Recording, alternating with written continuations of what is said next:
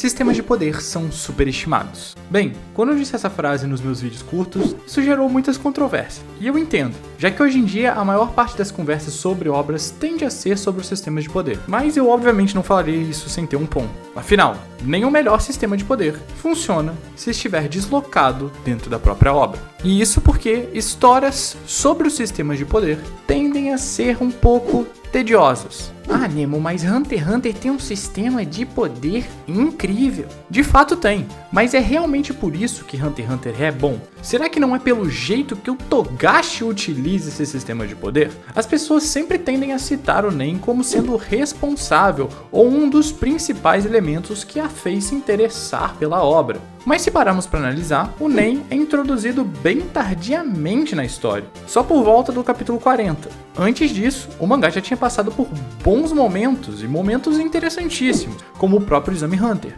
E mesmo sem o Exame Hunter citar o Nen em nenhum momento, as batalhas ainda não se diferenciam tanto do resto do anime. Porque o que torna as batalhas de Hunter x Hunter interessantes são as disputas intelectuais e psicológicas dos personagens, e não o sistema de poder. O arco de Yorkshin, por exemplo, apesar de ter grande foco no Nen, não se torna interessante por isso, mas sim por como os personagens utilizam-se do Nen em momentos oportunos para criar situações interessantes. Os momentos mais memoráveis não são necessariamente momentos onde se utiliza do Nen, são principalmente os momentos de tensão e perseguição que são gerados pela própria narrativa. O Nen por si só não é interessante. Ele é apenas uma ferramenta para criar interesse para você. A complexidade que ele traz é só um elemento a mais de regras para o espectador ter uma sensação de previsibilidade no que pode ou não acontecer e se sentir mais confortável naquele meio,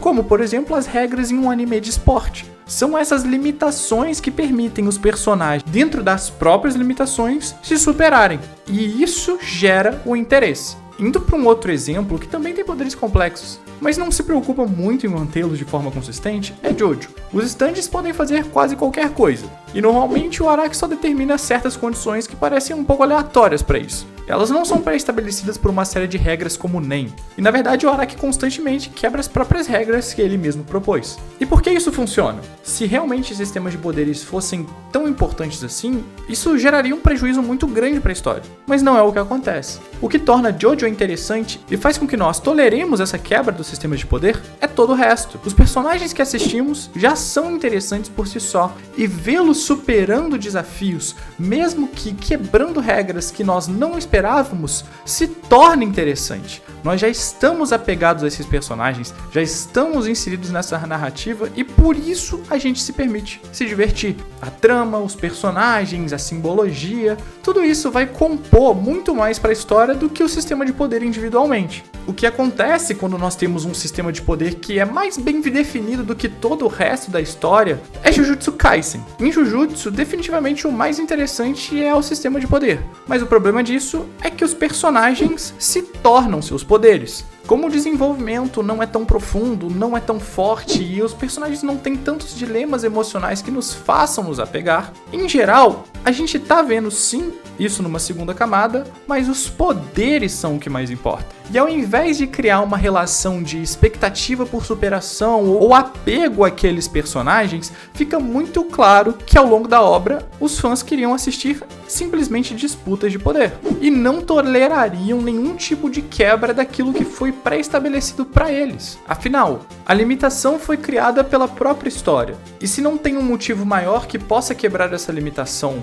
para mim como leitor, qualquer quebra se torna incômoda, e muitas vezes esse sistema de poder não trabalha junto com a trama. Um exemplo disso é a magia de antigravidade da mãe do Itadori, que o Kenjaku roubou. O lance é, a mãe do Itadori não tinha nenhum propósito narrativo dentro da história, além de dar esse encantamento pro Kenjaku. Logo, essa parte na trama se torna só uma justificativa para um deus ex-machina, e a história e o sistema de poder parecem desconectados, gerando incômodo. Afinal, por mais que seja justificado que o personagem tenha esse poder, ele parece que simplesmente surgiu numa situação de conveniência para que o problema fosse resolvido. Mas é óbvio que bons sistemas de poder deixam uma obra muito mais interessante. Só que isso não funciona para toda e qualquer obra, e não é uma máxima absoluta. Sistemas de poder são como uma grande cobertura de chantilly. Se o sorvete que tá debaixo dessa cobertura de chantilly for de pistache, continua uma merda. Honestamente, eu odeio sorvete de pistache. O sistema precisa servir como mais uma das engrenagens para a história prosseguir. E na verdade ele nem é uma engrenagem obrigatória. Existem obras que podem seguir sem nenhum tipo de sistema de poder complexo, como por exemplo Dragon Ball, que ganhou certas camadas com o passar do tempo, mas por muito tempo só tinha um conceito do que era aqui e seguiu em frente. Elementos como personagens, cenário, a arte e, claro, a própria história são pontos muito mais importantes do que o próprio sistema de poder.